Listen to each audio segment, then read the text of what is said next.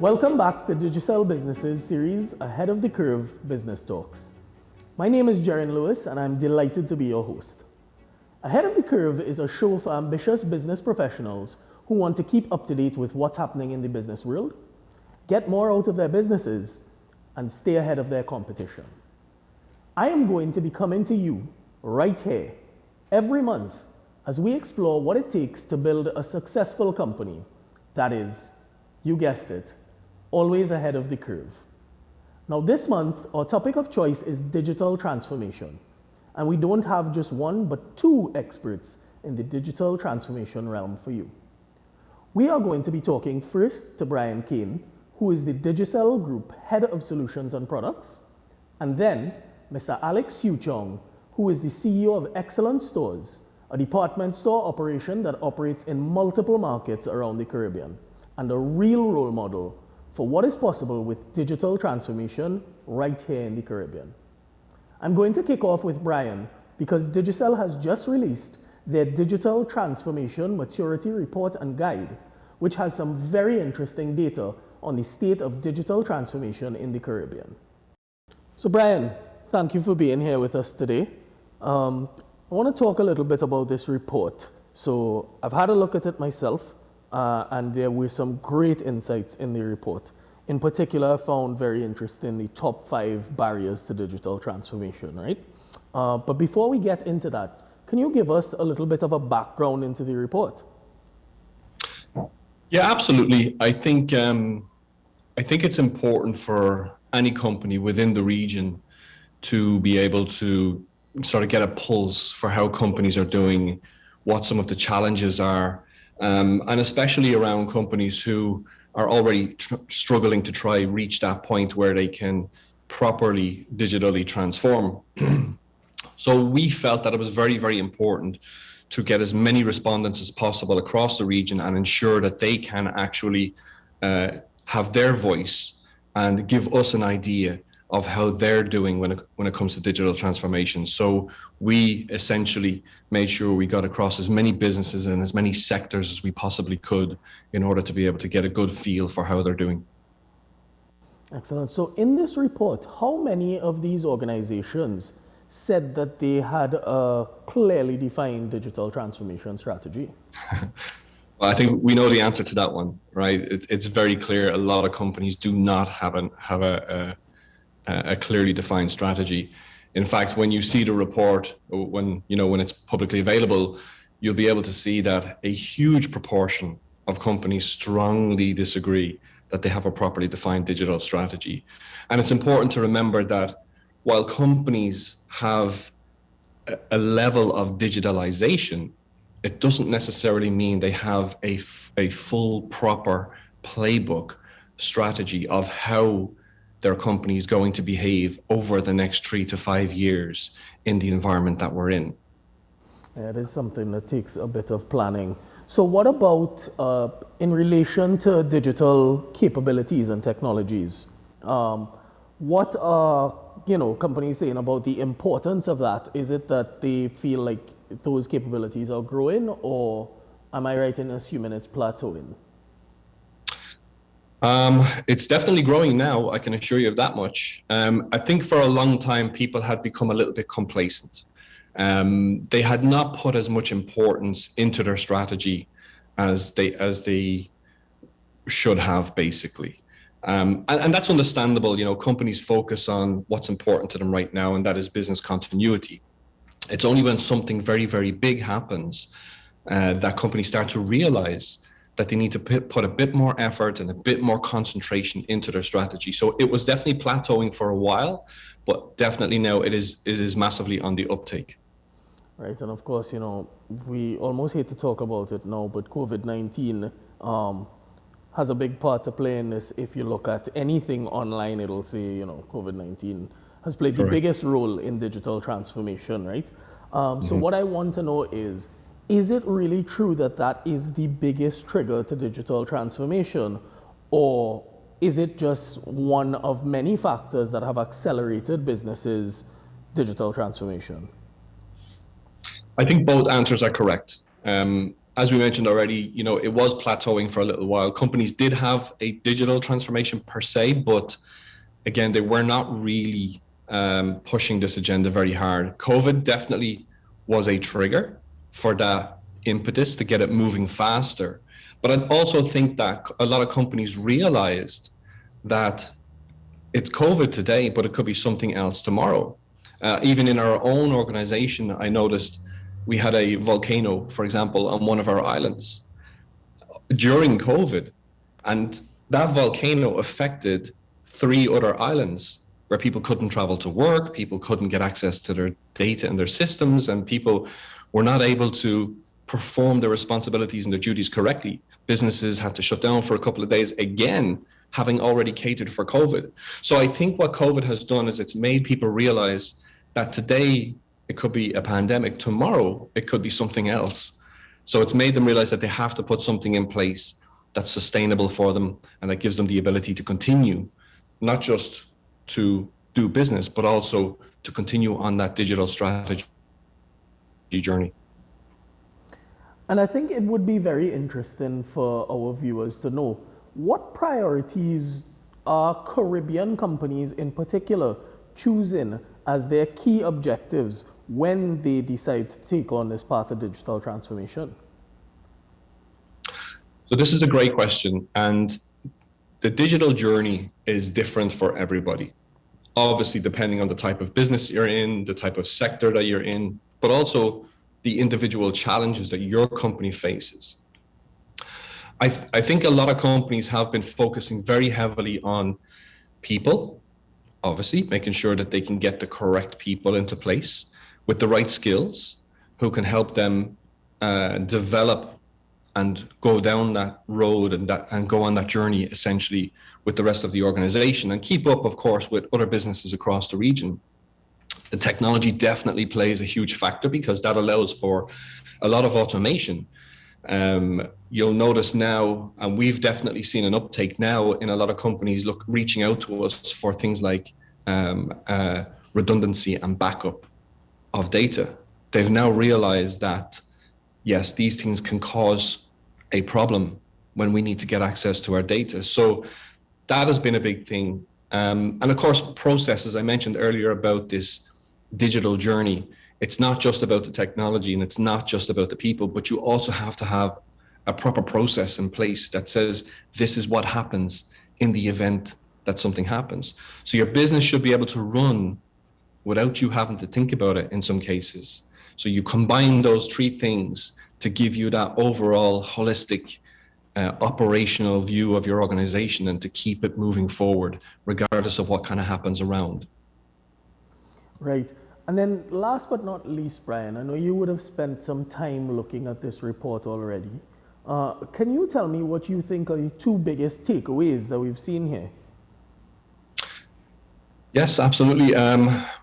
I think for me, it was obviously the people part. That was not surprising, but it was definitely something that I felt was inhibiting a lot of businesses, getting the right people in the right places. But secondly, what really surprised me was the amount of businesses that felt that they didn't have a proper cyber strategy in place and were now, struggling or panicking to try get something in place to protect that business. So sort of one thing, kickstarts the next thing, which kickstarts the next thing. And it's a sort of a domino effect for a lot of companies. Now, it's a good thing. It's good that this is happening because it gives companies the ability to be able to say, okay, well, I need to start thinking, of this chain of the business, not just my product and what I'm selling, of course, you see. And I think one of the things that we found interesting was a lot of companies felt that, whichever company you're working with, a lot of the products and services that they need to support their business needs to include the people. It needs to include that support element. It gives them the ability and frees them up a little bit more to support their organization. Excellent. Thanks so much for that, Brian. And for those of you who are wondering, you can actually access this report by clicking the link on the screen or following the one in the chat. Thanks so much for the sneak peek into the report, Brian, and of course for your time, which was generously given. And now I'll introduce our second guest for the episode, Mr. Alex Suchong, CEO of Excellent Stores. Alex, it's great to have you here. How are you today? Doing well, and thank you very much for having me. Excellent. Same to you, man. So, look, let's jump right into this, right? Can you tell us a little bit about Excellent Stores? Because from my perspective, it looks like an amazing, family-grown business just right throughout the Caribbean. And it's a real success story to me. Can you share a little bit about the business? Sure, and that's exactly what you said. It's a family homegrown business. My grandparents came off a boat from China with nothing on their back, literally, and looking for a better job, fleeing, a lot of corruption and poverty, and just looking for a better life. And at the end of the day, they actually settled in San Fernando, right? And then before moving up to Charlotte Street. And the whole idea, it was, to be able to survive. The business has been around for 63 years. I'm the third generation of family. And the business has evolved over time from even actually, we actually started off as a shirt factory. When my grandparents were starting off as a shirt factory, and we eventually bought out the shirt factory and then started the import-export business.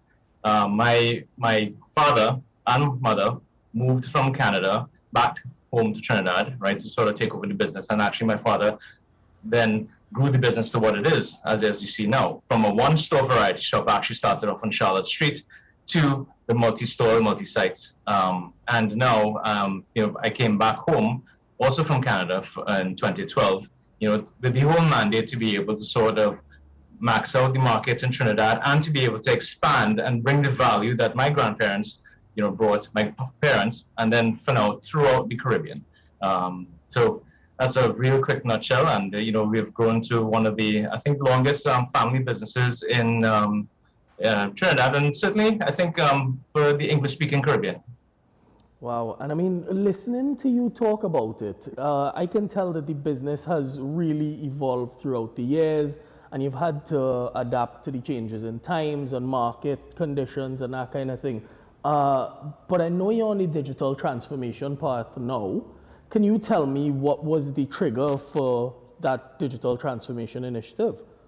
Oh, absolutely. I mean, I think when I came back home in 2012, one of the first things that I noticed was that, there was a change in culture and a change in shift. And, over the decades, we found that customers just came to Excellent Stores or Excellent Trading as it used to be. It was just a habit. But, as business evolved, as people got busy, as traffic congestion happened throughout the throughout the entire country, you found that people didn't really have the opportunity, also the time, just to sort of drop in. You had busy parents driving into work with a screaming kid in the back. You also found that there was an exponential growth in online shopping, but nothing happening in Trinidad. So at the time, I recall counting, there were about roughly 20 plus Skybox companies, right? And people were shopping abroad, right? Because they wanted to be able to sort of have that type of Amazon type of experience or foreign online type of experience. So what we saw was a huge gap. And one of the major things that we found was that the markets were no longer defined by our geographical boundaries, right? No longer are we just competing in Trinidad. No longer are we just competing with the guy next door. We are competing against larger players, the eBays, the Amazons, the JCPenney's, etc., throughout the world. And a lot of that was happening. So, and the existing sites that we saw, the websites that and I noticed when I came back home to Trinidad, a lot of them were information only. So you didn't have that sort of transactional, it was one way, right? You didn't have the sort of experience, the digital experience online, that you would find many places abroad, And one of as you started digging deeper, the central bank had actually, at one point in time, estimated that roughly 500 million US dollars leaves Trinidad annually for online credit card payments. So, that's a significant gap. And at a time when the economy was, starting to get it was certainly challenged, and you were finding a lot of the foreign exchange crisis that sort of came shortly after that. a lot of it finds well, no, we needed to have a homegrown solution. We needed to be able to sort of keep the money in Trinidad. We needed to be able to evolve. And it's just not about online shopping. It is also about the efficiencies and the optimization, because digital transformation is not limited just to a website only. Digital transformation looks at the efficiency of the organization, the risks, the controls, right? How can you use the scarce resources that you have, utilizing technology to be able to sort of bring the same or even better experience to the existing population, right? Who themselves have also transformed. So when a lot of people talk about digital transformation, one of the underlying things is not the computers or the websites that you put in. A lot of it is on the cultural transformation, because you are changing demographics. You have the Gen Xers that really just didn't have time. You have people looking for a greater variety of products. You had people looking for more information on a particular product. So at the end of the day, there was a cultural shift, there's a cultural transformation. And then what we needed to do in Trinidad was to be able to sort of keep up with the Gen Xers, with the Gen Ys, and now the millennials. The Gen Xers, the Gen Ys, and the millennials are now going to comprise the largest share of the market going forward. So we needed then to be able to adjust our businesses to the changing market demands, because it was already there. Right. So I think what's really admirable, Alex, is that you seem to have done a lot of digging into this. You seem to have sunk your teeth into the market, grown a understanding of what exactly is happening, and made your decisions based on that, right? A lot of businesses I've seen operate on guesswork or a hunch, but you seem to have really gone into this. And I'm sure our audience would love to know, how did you decide what area to focus on first in your digital transformation? Yeah, that's a fantastic question, Jaron. I mean, when we looked at it, going back to what I had said earlier, it wasn't just putting in a computer. It was not just putting up a website. It was actually looking at a cultural transformation, even within the organization, to be able to understand what this computer can do and what sort of efficiencies it can gain. Now, oftentimes what we found in Trinidad and most companies that are going through a transformation process, a lot of people, and particularly employees, people who've been working for us for about 20 years, it's like, well, what this computer is going to do? Is it going to take away my job? And I remember some of my employees says, well, is this computer going to eat me? Right? And I said, no, it's not going to eat you, and it's not going to take away your job. But what it's going to be able to do is to be able to make your life better. Right? So one of the biggest focuses that we had, and being in a trading business where oftentimes, you clear the container, it's very physical, you have to update, you have to stock the shelves, every day we had to do that after school. What we found was that a lot of our staff were always burnt out. We had a significant amount of manual processes. You had to write down on a piece of paper all the goods that sort of came in, and then afterwards you had to clear the container and then pack it in. So what we measured and what we needed to be able to sort of gain a lot of traction was to say, this is how it can actually make your life easier. And then what we actually did found was that using some of the technologies is in a way to be able to get buy-in, we found that our staff were able to take time off during the Christmas. Now, Christmas season was very difficult, and that's our main season. But not to be able to work in a significant amount of overtime, they're so exhausted that when they come home, they can't even spend time or even have a meal with their family. So one of the measures of success that we found was by focusing on the employees, giving them an understanding of how this can make your life a lot better and easier, and how it can allow you to spend time with your family. Certainly was one of the measures of success that we sort of needed to look at. Because if we didn't have our people operate these new systems and processes and controls, it would fall apart. And we needed to make our staff happy. We needed to keep them, and we needed to be able to have them engaged. Right, and I think it's interesting that you mentioned measures of success, right? Because that does bring me to my next question. What are there any, KPIs that you use to track your digital transformation progress? Is there something specific that you look at when you try to understand if you're being successful at digitally transforming your business or not? Sure, it's a great question, and it really differs by business. I mean, you have your financial metrics, like your sales and your average baskets. You also have your non-financial metrics, all these quantitative metrics. So whether it would be, your foot traffic or number of views on the sites, or, for example, the number of shipments that were cleared, right, and the number of transfers and how quickly we're able to replenish. What is the average time for shipping and what is the average time for delivery? So we have a lot of those financial metrics, but one of the key things that we found is a lot of the qualitative side of those metrics. So, for example, how much overtime? What was the employee turnover rate? What was the employee satisfaction rate? What was the customer satisfaction rate?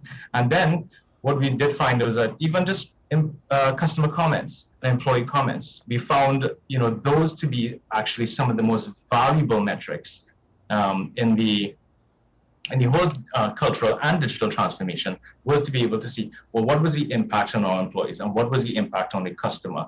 Because naturally, if you have happy employees, you have happy customers, all the financial metrics and non-financial metrics also start to rise. So those were some of the key factors that we sort of looked at. Excellent. And just without going too much into detail, can you share with us a little bit specifically on the financial benefits that the business has experienced so far since undertaking this digital transformation journey? Sure, and we're still going through it, right? So and it's constantly evolving. One of the key things that we found is that, particularly in a market where oil reserves and foreign exchange reserves are depleting significantly at a rapid rate, we had moved from roughly about 20,000 products to 90,000 products, different SKUs. So we don't have the opportunity to be able to make bad decisions. We don't have that flexibility, right? So what we found was that using data, we were able to understand better how to invest our working capital. Because if something is not producing the kind of gross profit margins, if something is losing and it's not flying off the shelves as quickly as possible, a lot of it is guess and art and a little bit of science. But you need to be able to combine those two to be able to make really good, sound working capital decisions, especially in an environment where you have low foreign exchange reserves and everybody's fighting for any US dollar or British pound or Canadian or euro, whatever it is. So one of the biggest financial benefits was the management of our working capital, to be able to drop products and to be able to sort of optimize our labor, we were able to optimize our existing resources and to be able to increase our efficiencies. So we did find some cost decreases, but at the end of the day, we were able to have a multiplier effect by using the resources that we have, the talent that we had, to be able to increase our productivity. Excellent. And you've shared so much with us, but if I could ask for just one key lesson that you would give to someone just starting out in digital transformation, what would it be, Alex? You have used all these fantastic questions today, right? And I think one of the key learning and lessons that we have learned was not to bite off too much that you can chew. One of the things that we did in 2015 was to implement everything, so we not just a website, we had to automate our warehousing system, we had to automate and transform our entire enterprise resource platform, our accounting systems, our marketing systems, and try to integrate all that at once. And that is a lot, especially when you're looking at people, some of our staff who have not used computers very extensively, so what we did find was that we did have to go through a couple of years of teething processes and teething problems, to be able to sort of get it right. And we're not there. We're always trying to get it right. So trying to bite off too much that you can chew, right, is probably one of the pitfalls to avoid, right? Because what it does is that it prevents you from servicing your customer in an efficient manner, or in a manner that you want to be able to do. Because if you are bogged down with all of these different transformation activities, with all of these computers, with all of these new service level agreements that you want to have with your customers, all of a sudden you may get caught up in the process as opposed to what you were in business for. Excellent. And before we finish up here, Alex, I think it would be great to know why you see digital transformation as so critical to your business and by extension businesses within the region. Well, I think that the digital transformation, and I want to also, tie in the cultural transformation is so important for every business around the Caribbean, because we're always trying to keep up. We're not ahead of the curve. I think no one is ahead of the curve, right? Technology is transforming at such an exponential rate, right? That we need to be able to embrace the benefits of digital transformation, especially within this pandemic and now this new normal that we're living in. How can we best serve our customers with these scarce resources that we have? The entire Caribbean and across the globe has been hit by the pandemic, and amongst all other economic factors that's been happening. So now we need to be able to sort of, okay, how do we cut the fat? And the fat doesn't necessarily mean employees. No, absolutely not. It's about inefficient processes. How do we use the resources that we have, the scarce resources we have, to be able to deliver the same or even better to our existing employees, existing customers who have also evolved and who have also transformed, right, to this new normal. Excellent. Look, Alex, I think you've given us some awesome insights here. I could literally sit here and go back and forth all day on the topic of digital transformation, but unfortunately we're out of time. Just want to say again, thank you so much. I think it was very, very insightful chatting with you, and I know our listeners would have gained a lot of knowledge just from this chat. Thank you, Alex. Brilliant. Thanks for that and all the great advice that you have shared today. Unfortunately, we have to leave it there. But before we go, I want to take a moment to say a big thanks to you and Brian for giving your time and knowledge so generously. Thank you both. And thanks again to you, our listeners. We hope you've enjoyed this month's episode of Ahead of the Curve Business Talks. And I'll see you back here next month for our next information-packed installment. Thanks again for tuning in to today's show. See you soon as we continue Ahead of the Curve Business Talks.